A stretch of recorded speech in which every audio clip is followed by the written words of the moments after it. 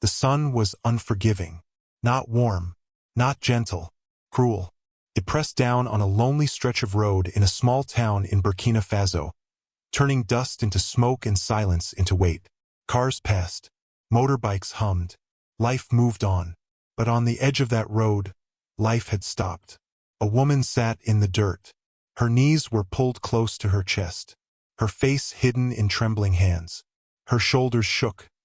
Not loudly, not dramatically, but with the kind of quiet crying that comes when hope has already begun to crack. Her name was Marie Dubois. She was 30 years old. She was French.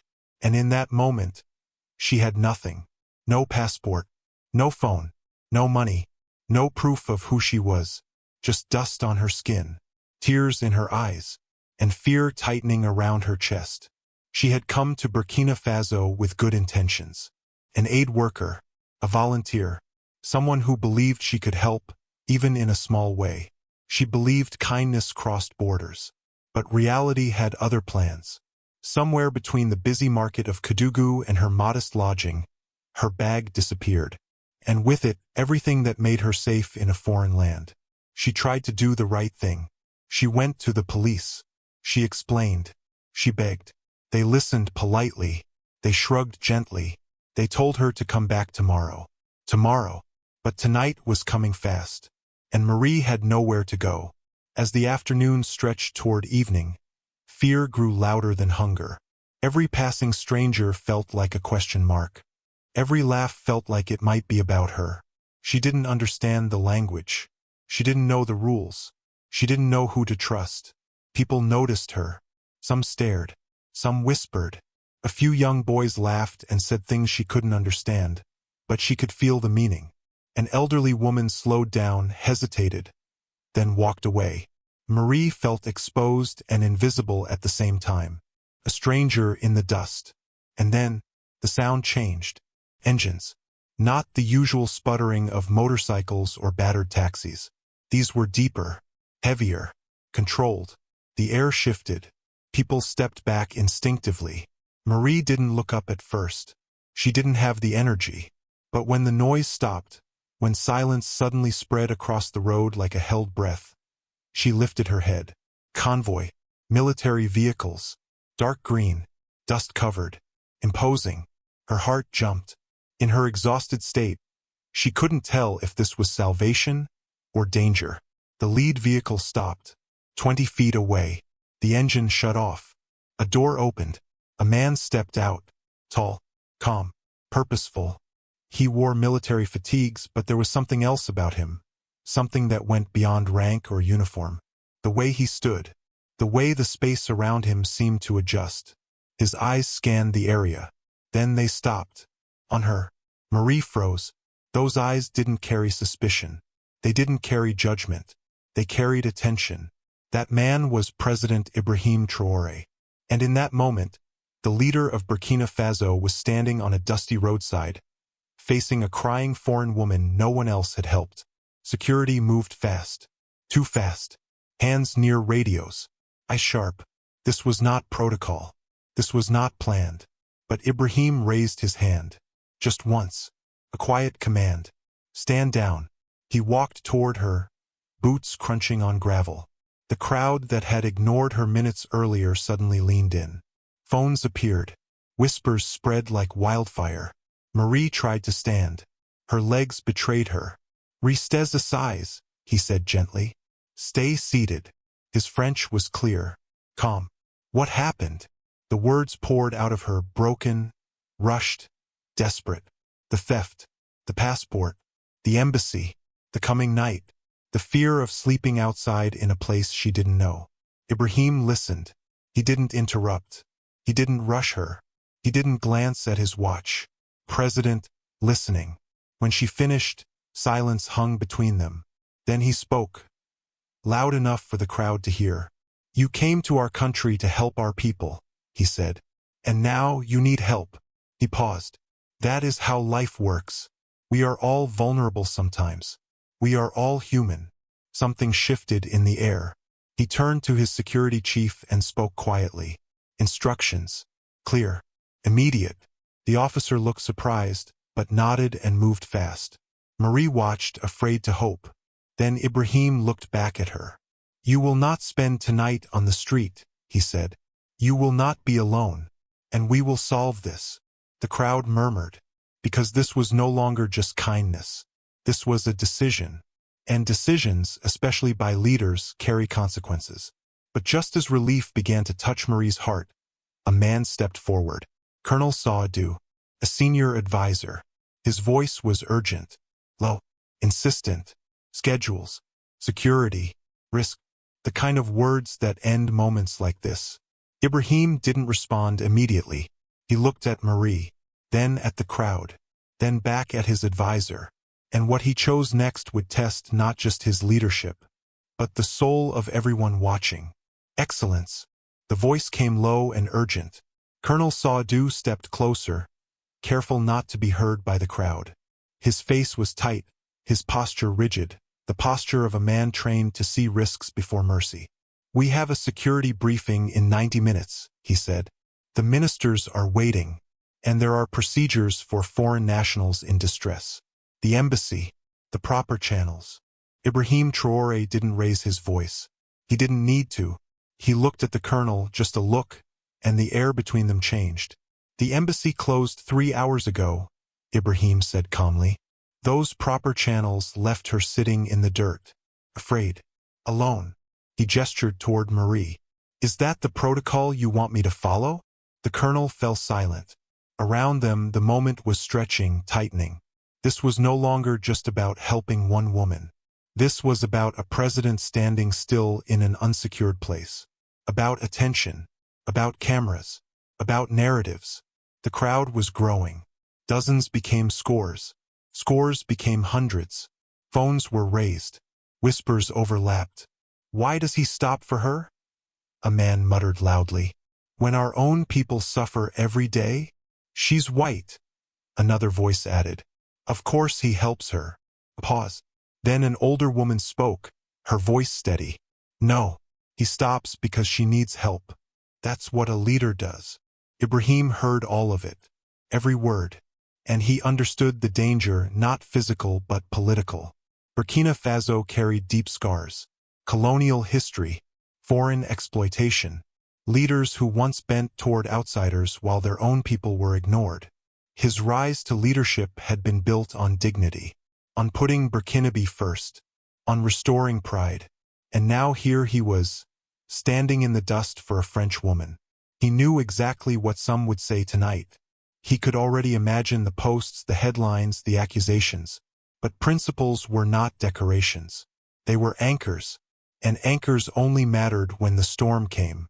Marie watched everything unfold in confusion. She couldn't understand all the words, but she felt the tension wrapping tighter around her chest. She felt eyes on her. Judgment. Curiosity. Debate. Slowly, she tried to stand. Maybe I should go," she said quietly in French. "I don't want to cause problems." Ibrahim placed a gentle hand on her shoulder. "Stay," he said softly. Then, with a small smile that carried both firmness and care, he added, "You didn't cause a problem. You are a problem." Marie stiffened. "A problem that needs solving," he continued. "There is a difference." He stood and turned toward the crowd, switching languages so everyone could understand. "I hear some of you asking why I stopped," he said. His voice carried authority but also something warmer, something human. "So let me answer you." The crowd fell quiet. "When I became your president, I made a promise," Ibrahim said. "Not just to Burkinabe, but to humanity." A murmur rippled through the people. "I promised to stand for dignity, for justice, for those who cannot defend themselves." He gestured toward Marie. "This woman came to our country to help our communities, to work with our children. She did not come to take. She came to give." He paused. "And when she needed help, people walked past her." The silence grew heavier. Just like we walk past our own people in need every single day. Heads lowered. A few people shifted uncomfortably. "If I walk past her now," Ibrahim continued, his voice steady, "if I say this is not my problem, then what does that make me?" He let the question hang. It makes my words about justice empty. It makes my leadership hollow. An old man in the crowd raised his hand and nodded. Speak, President, he said. Speak the truth. But not everyone agreed. A young man stepped forward, his voice sharp. What about our people? He shouted. What about the Burkinabe who need your help? Ibrahim looked directly at him. You think helping her means I stop helping you? He asked. The young man hesitated. You think compassion is something that runs out? Ibrahim continued. That if I give some to her, there will be none left for you? He stepped closer. My brother, my heart is big enough for everyone who suffers, and I hope yours is too. The young man looked down, not defeated, but thinking. Marie felt tears rise again. Not tears of fear this time, but tears of witnessing something rare. A leader willing to be questioned, willing to be criticized, willing to explain, not command. Colonel Sadu returned, his voice controlled. Excellence. Arrangements are in motion, he said. But I must warn you, there will be questions. Accusations. People will say you favor foreigners. Ibrahim smiled faintly. Then let them talk, he said. Because when they do, we will have a conversation about what leadership truly means. He turned back to Marie. Can you stand? She nodded and slowly rose. Still shaky, but stronger now. Good, Ibrahim said. Because we have work to do. Then, in front of everyone, he made a decision that froze the crowd. He gestured toward one of the security vehicles. The door opened. Gasps rippled through the people. Ibrahim turned to Marie and said simply, You're coming with us. The colonel's eyes widened. This wasn't protocol. This wasn't procedure. Security scrambled. Training collided with disbelief. Excellence. The colonel tried again, urgent now. We haven't vetted her. We don't know. She is not a threat. Ibrahim cut in firmly. She is a human being in crisis. He helped Marie toward the vehicle. And today, he added, loud enough for all to hear, we will show what Burkinabe hospitality truly means. Before stepping in, he turned to the crowd one last time. You did not witness a hero today, he said. You witnessed what should be normal. Someone with power choosing to see someone powerless. Someone with resources choosing to help someone with nothing. The door closed. The convoy engines roared back to life. And as the vehicles pulled away, one question burned in every mind. Where was the president taking her? And what would this choice cost him? This is who we should all be. The words lingered in the air as President Ibrahim Traoré stepped into the vehicle. The door closed. Engines came alive. And just like that, the dusty roadside, the whispers, the tension, the disbelief began to fade behind them. But for Marie Dubois, nothing felt real yet. Inside the armored vehicle, the world was quiet. Too quiet. She sat with her hands clasped tightly in her lap, staring at the floor, still half expecting someone to knock on the window and say there had been a mistake. Across from her, Ibrahim Traoré was already at work. No speeches, no celebration, no pause, just action. He lifted his phone. Yes, he said calmly. I need the French embassy contacted immediately. Pause. I don't care that it's after hours. Get someone on the phone. Another pause. Yes, immigration as well. Emergency documents. Tonight. His voice sharpened, not angry, but immovable. Not tomorrow. Tonight. Marie watched in disbelief as he listened to resistance on the other end. Then he spoke again, slower this time. Do you know who this is? This is your president speaking. Silence. When I say tonight, I mean tonight. This woman will not sleep without documents, protection, and clarity. Click. The call ended. Only then did he look at Marie. You understand French? He asked gently. She nodded. Yes. But I don't understand what's happening. He gave a small, reassuring smile. Then let me explain. He leaned forward, not like a ruler, but like a teacher. First, we are taking you to a secure hotel in Ouagadougou. One of the best. My office will cover 3 nights. There will be security outside your door. He paused, letting the words sink in. You will be safe. Marie's lips parted, but no sound came out. Second, he continued, I've ordered emergency travel documents. The embassy will cooperate. By tomorrow afternoon, you will have temporary papers. He met her eyes. You will have choices. To stay, to work, to leave, whatever you decide. Tears welled up instantly. I don't know what to say, Marie whispered. Why are you doing this? Ibrahim didn't answer right away. Then he said simply, because I can. And because you needed someone to. He tilted his head slightly. That's reason enough, isn't it? Marie shook her head slowly. But I'm nobody, she said. I'm just a volunteer. I'm not important. Ibrahim's expression changed, not stern, but intense in a quiet way. That, he said, is where you are wrong. He spoke carefully now, as if choosing words meant to last longer than this moment. Every person is somebody. Every life has value. He paused. The moment we decide who deserves help based on nationality, status, or power, he shook his head. We lose our humanity. Marie nodded through tears. I came here to help, she said softly. And now you're helping me. I feel like I don't deserve this. Ibrahim smiled gently. It's not about deserving, he said. It's about needing. The convoy entered Ouagadougou as the city lights flickered on. That's how communities work, he continued. That's how countries should work. That's how the world should work. The vehicle slowed in front of Hotel Independence, one of the capital's most respected landmarks. The staff had been alerted minutes earlier. As the convoy stopped, doors opened in perfect order. Ibrahim stepped out first. Then, without cameras, without show, he offered Marie his hand. The hotel manager hurried forward. Mr. President, he said respectfully, everything is prepared. Our finest room. Ibrahim nodded, then turned to Marie. You'll stay here tonight. Tomorrow, my office will escort you to the embassy. If you need anything at all, you tell the staff, and they will contact my office immediately. He waited. Understood. Marie nodded, unable to speak. She was crying openly now. I was so scared, she said finally. I thought I was going to sleep on the street. Or worse. Her voice broke. And you stopped. You actually stopped. Ibrahim placed a hand on her shoulder, not as a president, but like a father might.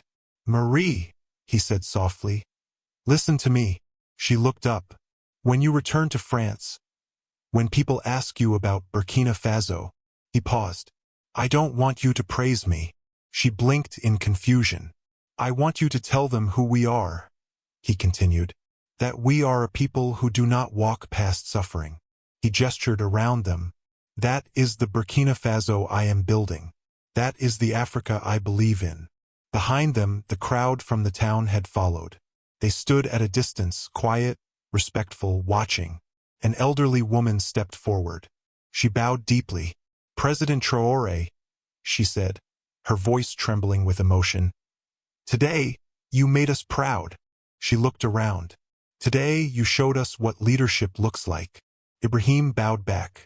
No, mother, he said. Today, we reminded each other what humanity looks like. As he returned to the vehicle, applause began. Slow at first, then stronger, then thunderous. People cheered. Some cried. Phones recorded everything. But what no one fully understood yet was that this moment had already escaped the street. Within hours, the video spread. A president stopping his convoy. A leader choosing compassion over protocol. A nation showing dignity to a stranger. By morning, #TraorCompassion was trending. African media picked it up first. Then international outlets. BBC, Al Jazeera, France 24. All asking the same question. What kind of leader stops for one woman when the whole world is watching? But the story didn't just live on screens. It lived in hearts. Marie kept her promise. After her documents were processed, faster than anyone thought possible, she finished her volunteer work.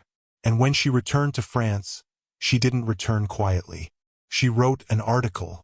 The headline read, "The day an African president taught me about humanity."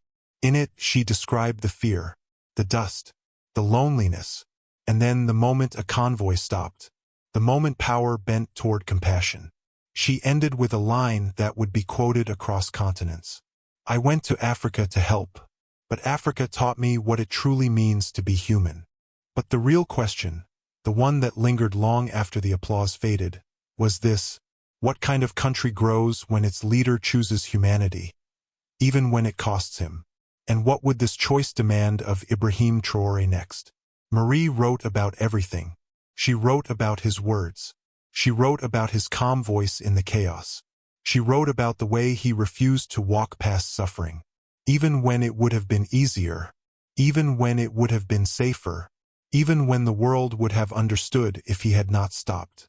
I came to Africa believing I was going to help people, she wrote, but it was an African leader who helped me. Her words were simple, honest, unpolished, and that was why they mattered. Leadership, Marie wrote, is not about power or position.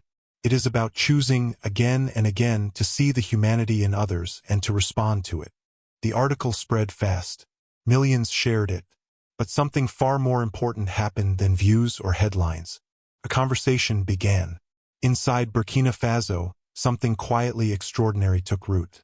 People started telling their own stories. A shopkeeper in Ouagadougou shared how he had given free food to a stranded traveler after remembering the story. A taxi driver described stopping for a woman crying by the road when he normally would have driven past. A businessman started a small fund to help travelers who lost documents or money. A group of students formed a volunteer network to assist foreigners in distress. Not because the government asked them to, but because they felt responsible. It's not just the president's job, said Fatima Ouedraogo, one of the students. It's our job. All of us. Hotels quietly followed. Discounted rooms.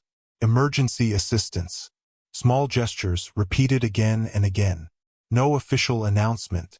No grand program. Just people choosing compassion over convenience. But the ripple didn't stop at Burkina Faso's borders. In neighboring countries, a new question began to circulate. Would your leader stop? It became a challenge, a measure, a standard. In Ghana, when footage surfaced of a leader passing a roadside accident without stopping, social media erupted. Not in anger, but comparison. This is what leadership looks like. One post read, sharing Ibrahim Traoré's video. This is the standard. In Senegal, when a local governor personally helped a lost tourist, people praised him openly. He followed the Traoré example, they said. Even beyond Africa, the story traveled. In France, Marie was invited to universities, conferences, and youth leadership forums. Every time she told the same story. The dust, the fear, the roadside. And then, she would say, an African president stopped. She spoke about stereotypes. People think of Africa only in terms of problems, she told her audiences. But I experienced leadership that put humanity first. Compassion that crossed every border. She paused. And I learned that the greatest wealth is not money or power.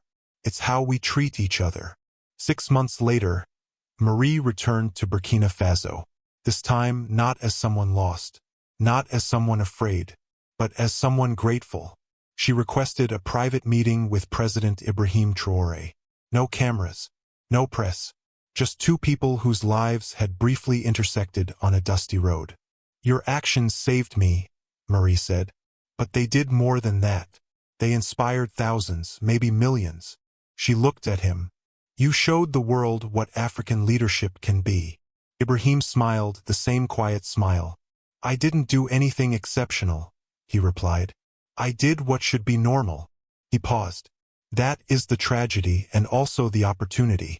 That compassion is seen as rare. But if we do what should be normal often enough, it becomes normal. Marie nodded slowly.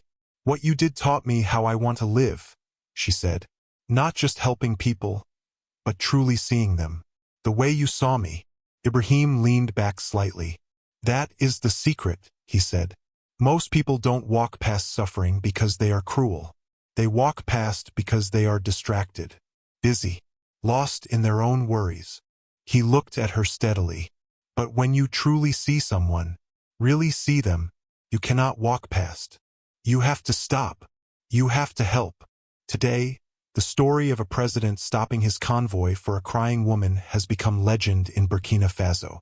Parents tell it to their children. Teachers share it in classrooms. It has become a modern parable about leadership, about dignity, about what it means to be human. The roadside where it happened now holds a small marker, not placed by the government, but by the people. It reads, "Here, our president showed us who we can be." And whenever travelers pass through that town, locals tell them the story about the day power stopped, about the choice that changed a nation's self-image, about the moment that reminded people of their best selves. Marie Dubois still works in international aid, but now, whenever she sees someone in need, she remembers that day. She remembers a leader who stopped when he didn't have to, who helped when it wasn't required, who chose humanity over convenience. And she stops. She helps. She carries the lesson forward. And that is why this story of Ibrahim Traoré will never be forgotten.